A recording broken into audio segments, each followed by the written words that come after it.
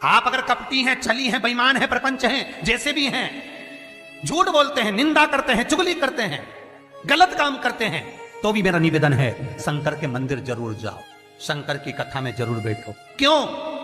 एक मंदिर के दरवाजे पर लिखा हुआ था, अगर आपका मन गंदा है तो मंदिर जरूर आना, मंदिर जरूर आना।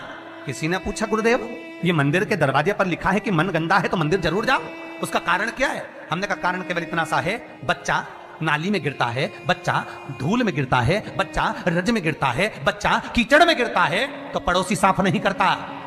उस बच्चे को अगर गंदगी हो गई है, बच्चे गंदगी में आ गया तो उसको कोई पड़ोसी साफ नहीं करेगा, उसको कोई पड़ोसन साफ नहीं करेगी, उसको देवरानी जेठानी साफ नहीं करेगी।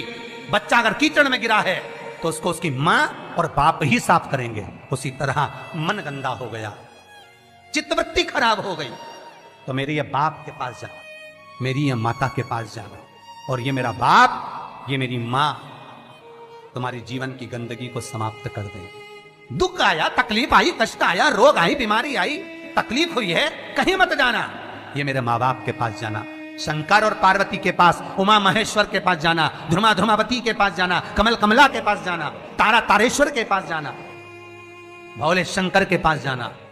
जब मेरा शंभु मिलेगा तो ये सारी गंदगियां मिटा देगा। रोग समाप्त। अकाल मृत्यु वो मरे जो काम करे चंडाल का, काल उसका क्या बिगाड़े जो भक्त हो महाकाल का। वो देगा, छप्पर फाड़ कर देगा। फिर निवेदन करूंगा, जितने कथा करवाए हैं, जितने कथा सुन रहे हैं, और जितने पुण्य स्मरण दान स्मरण आदि कर रहे हैं, लिख कर रखो तारीख कि तुमने जो दान पुण्य करा है, तुमने जो ये 300 वर्ष में पढ़ने वाली इस श्रावण के महीने में तुमने जो कथा सुनी है, अगला श्रावण आए तुम बताना जरूर कि कितना पुण्य मिला है, कितना फल मिला, कितना लाभ हुआ, कितना धन कमाया, कितना वैभव कमाया। तुमने तो केवल कुबेरेश्वर महादेव के लिए दिया, तुमने तो केवल वृद्धाश्रम के लिए दिया, तुमने तो केवल गौशाला के लिए दिया, पर उसका पुण्य तुमने कितना कमाया, उसका लाभ कितना मिला। और मुझे बताना जरूर, फोन करके व्हाट्सएप पे लिखकर भेजना कि हमने जो करा था अगले साल यही तारीख, यही श्रावण का महीना, फिर याद कर कर बताया कि मिला कि नहीं मिला, 4 गुना हुआ कि नहीं हुआ।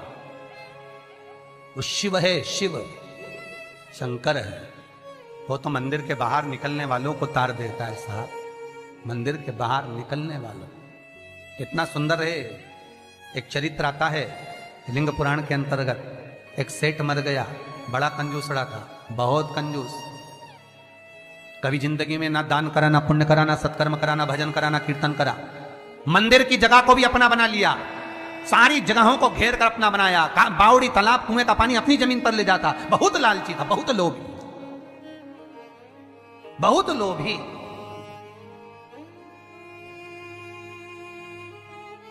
बस उसने अपनी पत्नी से एक बात कही थी कि मैं मरूं तो इतना सा करना, एक इतना सा काम करना कि किसी शंकर के मंदिर के बाहर कचरा पड़ा हो, धूल पड़ी हो, मट्टी पड़ी हो, उसको लाकर मेरे शरीर पर डाल दे, बस, और कुछ मत। पत्नी हमेशा पति से कहती थी तुम कभी दान पुण्य नहीं करे, इस गांव में तुमने कोई अच्छा काम नहीं करा, तुम्हारे शरीर को उठाने वाला तक नहीं मिलेगा, बच्चे हैं नहीं, तुम्हारा अंतिम संस्कार कौन करेगा। पति कहता है बस तुझसे जो कहा वो करना, और कोई दान नहीं, कोई पुण्य नहीं, कोई सत्कर्म नहीं, कुछ भी मत करना। पैसा जोड़ जोड़ के मर गया। इतना सा कह गया, मरूं तो मंदिर के बाहर, शंकर के मंदिर के बाहर की मिट्टी, रज, कचरा शरीर पे डाल देना। कोई गांव के लोग नहीं आए महाराज, पत्नी गई, केवल मिट्टी लाकर शरीर पर डाल दी। लिंग पुराण कहती है भगवान शंकर के गण स्वयं नीचे आए, गांव के लोगों का रूप रख लिया, उसका अर्थी तैयार करे, शिवधाम अर्थात शमशान लेकर गए। तो पत्नी पूछती है तुम कौन हो? गांव के लोग तो आए नहीं, तुम हो कौन? शिव के गण कहते हैं भगवान ये तुम्हारा सेठ है ना, गांव में दान नहीं करता था, बाहर दान करता था, हम बाहर से आए। अच्छा, मेरे पति को शमशान तक ले चलो। ले गए। कहते हैं शंकर के दरवाजे की मात्र रज, मात्र कचरा, मात्र भूमि की मिट्टी शरीर पर पड़ी थी। शंकर शमशान के दरवाजे पर खड़े होकर उसका वेलकम कर रहे थे, स्वागत। कि पूरी जिंदगी भले तूने नरक बाड़े में निकाली, पूरी जिंदगी भले लूटने में निकाल दी, पर अंतिम समय सुधार लिया। अंतिम समय को सुधारने का भी एक क्रम हमारे शास्त्र कितनी सुंदर बात कहता है महाराज, कितनी सुंदर बात। 3 धनभागी हैं, 3 धनभागी हैं। पहले नंबर पर भीष्म पितामह, जो भगवान कृष्ण के दर्शन करे, जिन्होंने भगवान कृष्ण का बचपन से लेकर जवानी तक का दर्शन करा। दूसरे नंबर पर धनभागी हैं दशरथ जी महाराज, जिन्होंने राम जी के दर्शन करे, राम दशरथ जी के घर में जन्मे। कितने किस्मत वाले होंगे। और तीसरे नंबर के किस्मत वाले धनभागी हैं गिद्धराज जटायु, जिन्होंने प्राणों को त्यागा तो राम जी की गोद में त्यागा। शास्त्र कहता है इन 3 धनभागियों में, इन 3 किस्मत वालों में भी प्रबल किस्मत वाला है गिद्धराज जटायु। क्यों? क्योंकि भीष्म पितामह के प्राण छूटे जब कृष्ण सामने नहीं थे। दशरथ जी के घर में बलराम जन्मे और दशरथ जी के प्राण छूटे तब राम सामने नहीं थे। और गिद्धराज जटायु, जिसने जीवन भर मांस खाया पर जब प्राणों को त्यागा तब राम को सामने पाया, डर गया। बचपन गया जाने दो, जवानी गई जाने दो, अधेड़ी गई जाने दो, पर बुढ़ापा मत बिगड़ने देना। बुढ़ापे में शंकर के चरण पकड़ ले,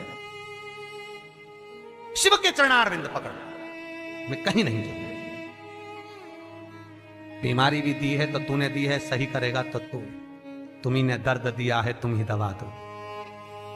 मृत्युंजय है तू, जगत का भोलानाथ है तू, सबसे ऊंचा तू ही बैठता है। जहां दुनिया समाप्त हो जाती है वहां से तेरी शुरुआत होती है। लोगों का जहां एंड होता है शमशान, वहां से वो शुरू होता है।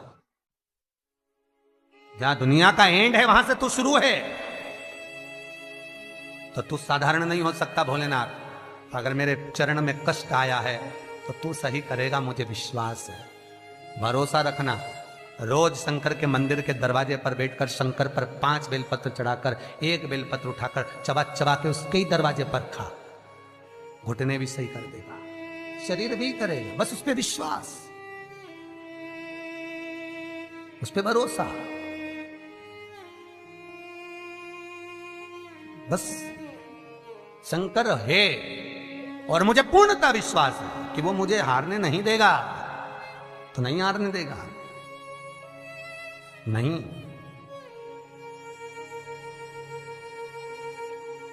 वो जीतने का लक्ष्य तत्व शिव ही दे सकता है, दूसरा नहीं। शंकर के सिवा कोई नहीं हो सकता महाराज।